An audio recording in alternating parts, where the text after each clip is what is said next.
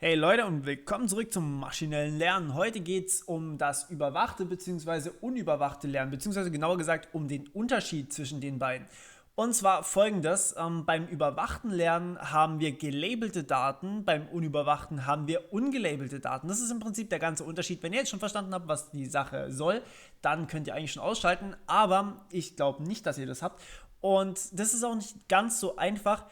Wenn wir jetzt mal uns angucken, wie wir hier vorletztes Mal war es, glaube ich, uns diese Daten hier angeguckt haben. Und zwar haben wir hier gesagt, okay, wir haben Daten in einem, keine Ahnung, 100-dimensionalen Raum. Ich mache den mal wieder zweidimensional, damit wir uns auch was vorstellen können drunter. Hier war die Größe und hier war die, ich glaube, das war die Höhe, wo es angebracht war. Und im Prinzip wollten wir unterscheiden, was ist eine Kupplung und was ist ein Schaltknüppel. Das hier war irgendeine Schraube, das hier war ein Elefant im Laderaum und das hier war der Schaltknüppel und das hier unten war die Kupplung.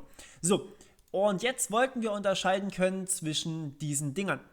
Was wir gemacht haben, ist, wir haben gesagt, okay, die Daten sind einmal nach der Größe sortiert und einmal nach der Höhe im Raum.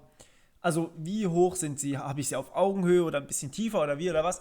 Und der Trick dabei war jetzt, dass wir angenommen haben, einfach implizit, wir wissen schon, okay, wenn wir das System trainieren, wissen wir, das ist eine Kupplung und das hier unten auch. Und das hier wissen wir ist ein Schaltknüppel, also Nicht-Kupplung. Das hier ist auch Nicht-Kupplung und das hier ist auch eine Nicht-Kupplung. Und im Prinzip haben wir schon angenommen, dass wir diese Information haben, aber die haben wir gar nicht immer. Es gibt nämlich sogenanntes unüberwachtes Lernen und es gibt überwachtes Lernen. Unüberwachtes Lernen, da sammelt man sich einfach Daten ohne Ende von irgendwoher.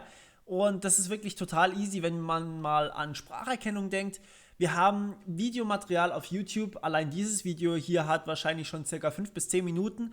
Und von den Videos gibt es allein auf meinem Kanal über 500. Und dann haben wir noch einen Haufen verschiedene Kanäle, die alle haufenweise Stunden an Videomaterial bzw. im Prinzip Audiomaterial haben, in denen gesprochen wird und so weiter und so fort. Und die kann man alle für die Spracherkennung zu Rate ziehen. Das wäre aber nicht eindeutig. Wir wissen ja nicht, was die Leute da sagen, um dieses ganze Material nämlich anzugucken. Da brauchen wir Zeit dazu. Und wenn man das nicht tut, wenn man einfach nur sagt, okay, ich habe dieses Material, du Spracherkenner, erkenn mal, was die da gelabert haben, dann nennt sich das Ganze unüberwachtes Lernen, weil wir dem Spracherkenner nicht schon von vornherein sagen, das war jetzt ein A, das war ein B, das war ein C und so weiter und so fort, sondern wir sagen, das da ist Audiomaterial, du machst das jetzt alles für mich. Beim überwachten Lernen sagen wir von vornherein, das ist ein A gewesen von dem Spracherkennungsvideo oder von dem Video auf YouTube, das war ein B oder es war einfach ein A, das schreibt man dann häufig mit Plus, das soll übrigens jetzt ein Plus sein. Schlechtes Beispiel, eigentlich hatten wir hier die Kupplung, das hier unten waren Kupplung Plus und der Rest waren keine Kupplung, also die drei waren Kupplung, so. Und okay, das sieht jetzt aus wie ein Kreuz, das soll auch ein Plus sein. Und die hier sind keine Kupplung, deswegen ein Minus. Okay, und was wir jetzt davon bekommen haben, ist im Prinzip ein überwachtes Lernen. Und dadurch ist es uns viel, viel einfacher im Prinzip, weil wir dem maschinellen Klassifikator, sagt man da auch oftmals dazu, weil er klassifizieren soll, Kupplung, keine Kupplung. Das ist im Prinzip sehr, sehr gut für unseren Klassifikator, dass der sagt, okay, ich habe ein paar Daten und anhand von diesen Daten kann ich jetzt sagen, alle, die hier in dem Bereich liegen, sind eine Kupplung und alle, die nicht in diesem Bereich liegen, sind keine Kupplung. Der Witz dabei ist, dass man diese überwachten Daten, also sprich, was ist eine Kupplung, was ist keine Kupplung oder auch, was war jetzt ein A und was war ein E oder ein Ä, das ist sehr, sehr aufwendig zu beschaffen. Zum Beispiel haben wir, wenn wir Audiodaten labeln wollen, braucht man circa 500 Stunden, um eine Stunde Audiomaterial irgendwie vernünftig gelabelt zu bekommen. Also nicht durch den Computer, sondern wirklich von einem, der Ahnung hat. Das nennt sich dann oftmals Experte. Der muss dann da durchgehen und sagen, okay, das war jetzt ein A, das war ein E und so weiter und so fort. Und das dauert und ist teuer ohne Ende. Deswegen sind natürlich unüberwachte Lernverfahren sehr, sehr viel beliebter. Allerdings arbeiten die sehr, sehr viel schlechter oftmals.